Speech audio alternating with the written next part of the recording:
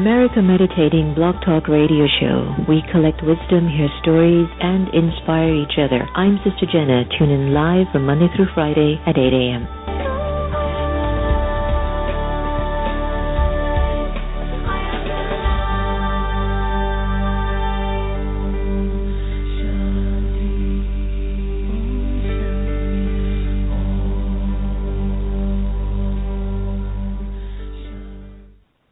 Hello and welcome to America Meditating. Wow, it's been really an incredible time for me, and I'm looking forward to catching you up on many things that's been unfolding. I trust all our wonderful listeners are doing fantastic. How's it going for you so far?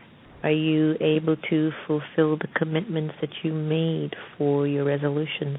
And again, I don't think spirituality is about these incredible epiphany moments all the time, but there are these very gentle, quiet accumulation of deep self-awareness.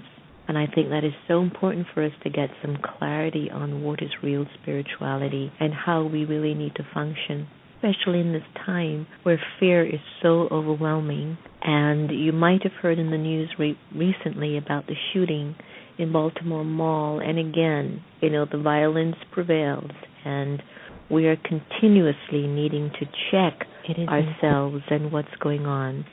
And it's sad because I feel like it's not just the violence from someone, but I almost feel as if the negativity in the atmosphere is creating such an energy in people that they're not able to hold back from the negative feelings that they're going through.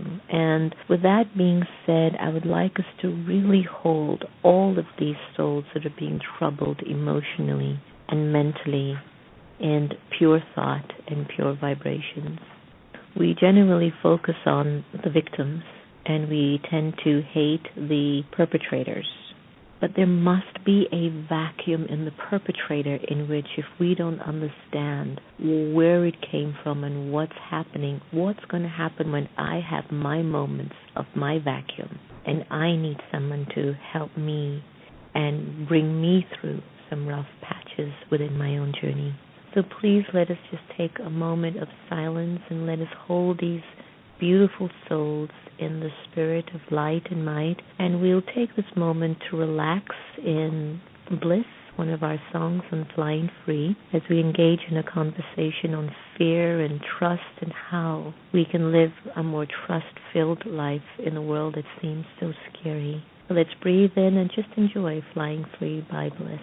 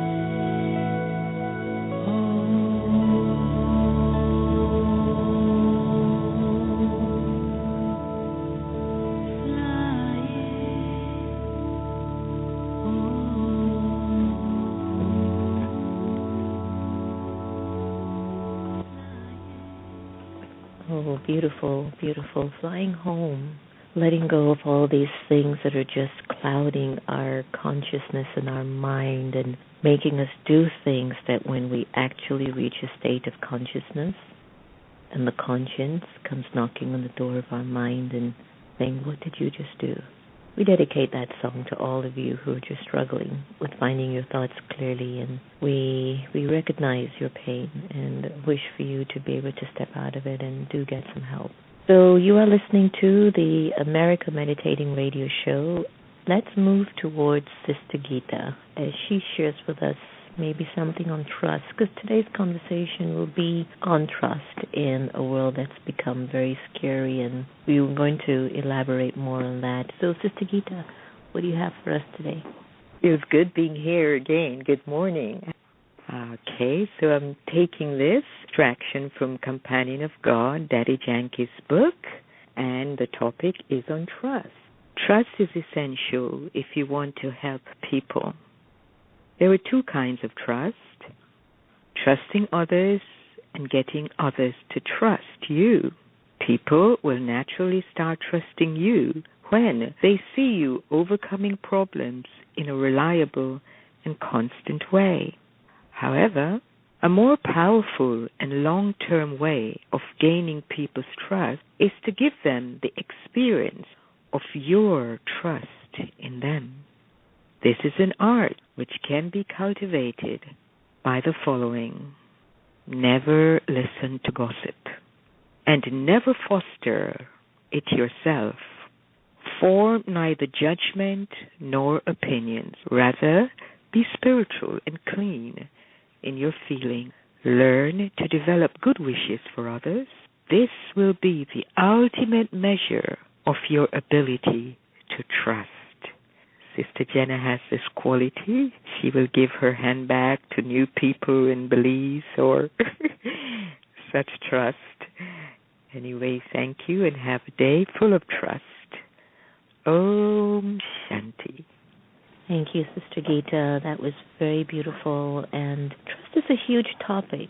It's something that I have observed in children. There's just a natural sense of trust in their behavior and in the way they walk and move around. And to really create trust in an environment where there's a lot of fear, I believe requires a lot of courage from folks. And when we were kids, we used to play with puzzles. Remember those? Does anyone play puzzles anymore? And we used to look at the complete picture first, and then we would break down the pieces and then sit together as a family and try to put those pieces together. But there was always that piece, one or two or three of them, where we would try to force them into the picture to fit, because it was so frustrating to find the actual accurate piece, and we would convince ourselves that that really is the piece because it was so close. And as we moved on to the game and tried to fill up the board more, there was always our attention being pulled to a little bit of that spot or two on the puzzle. It didn't look so right, and I was feeling,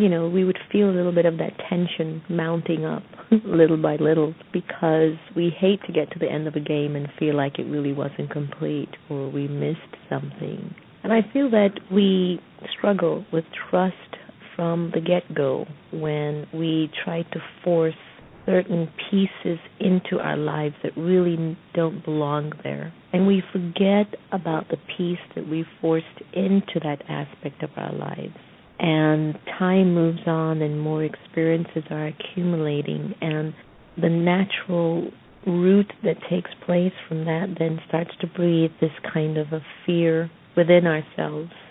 And I believe that we turn a lot to people, and we begin to blame people for the things that they have done or not done, or we begin to expect a lot from people to give back to us, or we tend to really feed in the illusion that everything is okay, and no, this piece does not matter. This piece is okay. I can live without it. I don't want to go back and make it up.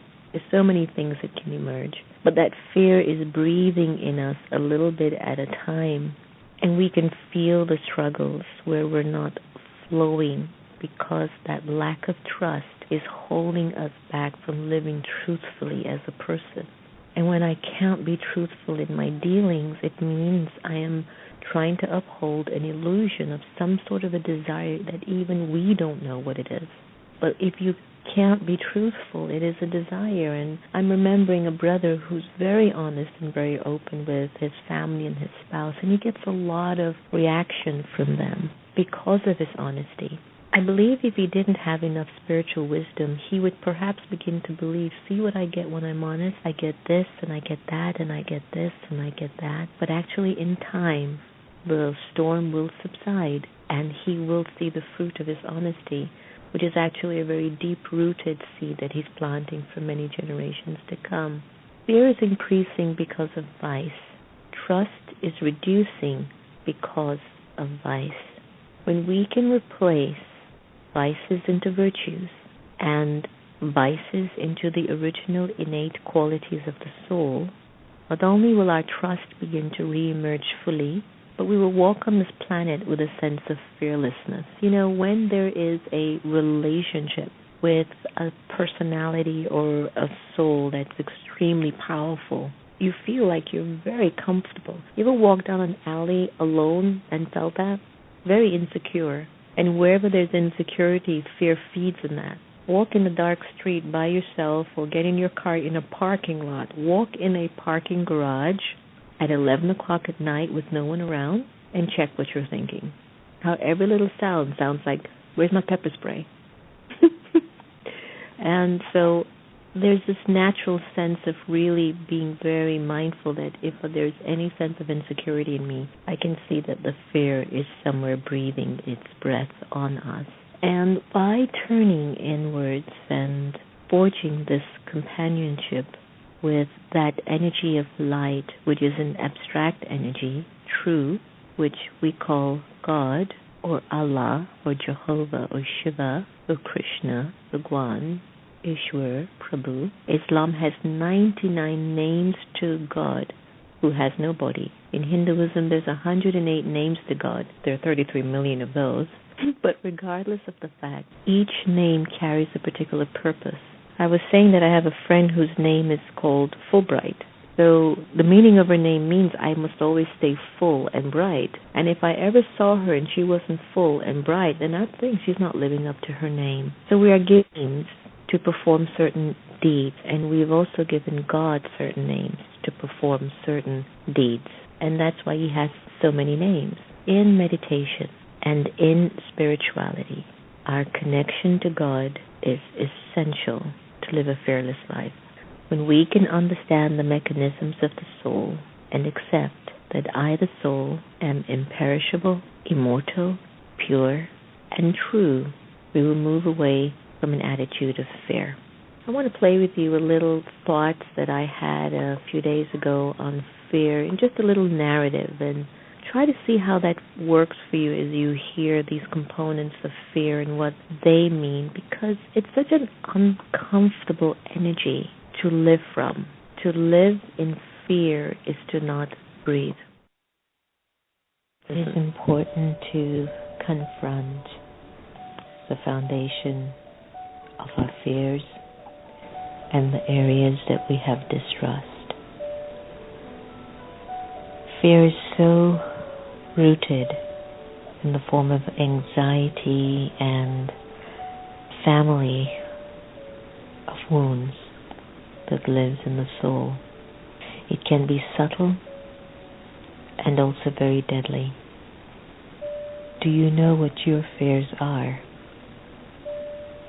Write them down clearly and see how they play out for you in your relationships, in the way you treat your body, your mind, and the way you handle wealth. Very simple practice and exercise. Write down those fears, observe them, analyze them, see how they hide in the deepest subconscious areas of your soul, and see how they influence the way you think and look at the world through your eyes. We are here to live a life of trust, a life of beauty, and a life of absolute empowerment. in meditation and in your spiritual journey and practice to stay within and to raise your consciousness to connect to the One, that supreme ocean of love and peace and power, who we call by so many names, we will be able to raise our quality of trust and begin to embrace the beauty that surrounds us. To trust is to rekindle our innocence, and to trust is to breathe a champion who lives with the mantra that everything is beneficial.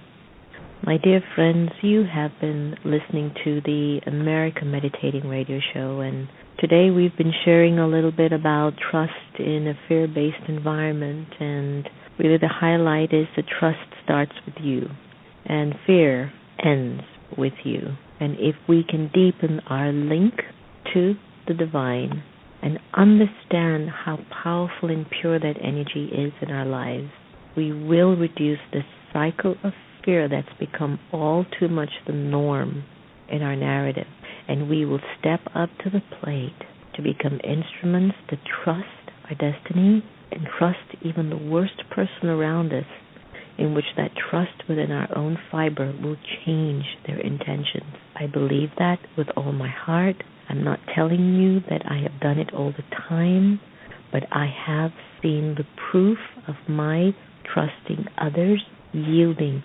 profoundly beautiful people. Take care and have one of those days that nothing can affect you. When you walk into that office today, you let them know that you have come to serve just through your spirit, just through your presence. You just know that you are an energy transformer, and you will move towards nothing less than that. You are a server, a bestower, a giver, and I know my sweet beloved friend is on the line, and this was definitely just for you. Each moment and each step that you take today, you are a giant in character, a giant in virtues, and a giant in compassion. Take care, everyone. This is America Meditating Radio Show. Feel free to visit all the archived wonderful shows that we have been having within this month of January. And also download the Pulse for Peace app, where you can get beautiful meditations and updates of activities at the Meditation Museum.